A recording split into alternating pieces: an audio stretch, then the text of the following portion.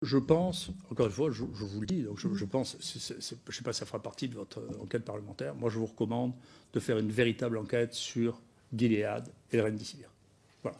Si vous regardez la structure de Gilead, vous comprendrez que c'est quelque chose qui ne fonctionne qu'avec très très peu de produits, très peu de personnel et une influence considérable. Donc l'essentiel de la stratégie est basée sur l'influence.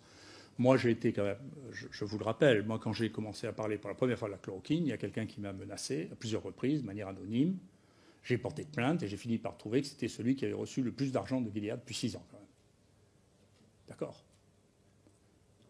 Donc, si vous voulez, j'ai une expérience personnelle, d'accord, de fonctionnement qui ne me paraissent pas normaux. Peut-être que c'est une coïncidence, mais c'est pas sûr parce qu'il me disait qu'il m'interdisait de parler de la chloroquine, d'accord.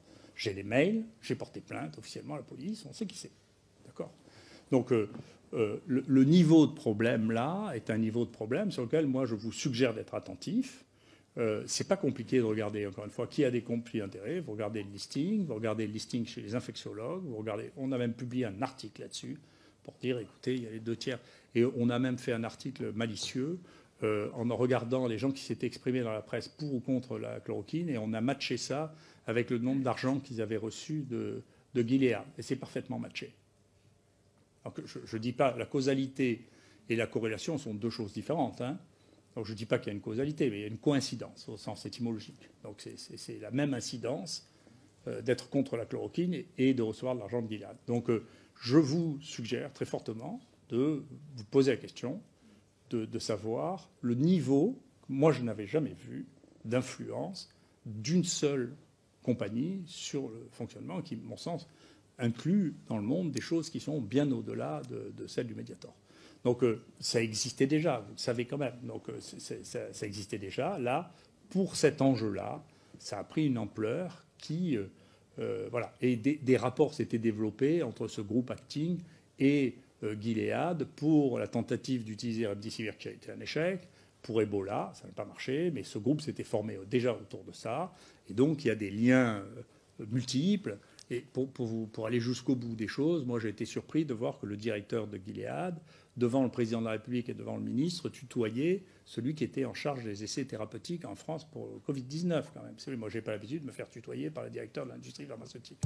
S'il le faisait, d'ailleurs je leur répondrais en leur vous voyant. Je ne le ferais pas. Vous voyez. Donc je pense qu'il y a des... pour vous dire la vérité, je ne sais même pas si ça n'est que des liens d'intérêt. Je ne vous dis pas que les gens ont été achetés pour ça, mais les gens créent un écosystème, encore une fois, qui est un écosystème favorable dans lequel la vision qu'on a du monde est différente.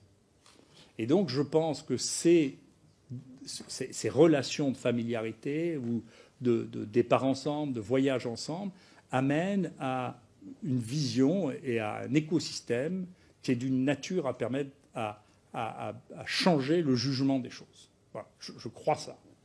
Et je n'ai pas d'exemple contraire.